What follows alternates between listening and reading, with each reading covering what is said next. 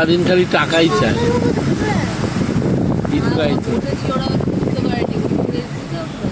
তা না ওরা ওই বাসটাকের জন্য দাঁড়িয়েছিল, তারপরে বাসটা চলে গেছে, এবার আমরা বাসের সাথে বেরিয়ে গেছি, আমরা বেঁচে গেছি।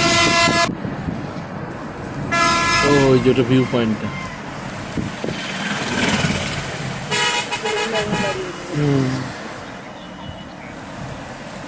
কোতলাকোন্ডা, চটকুলুন্ডা, মাটন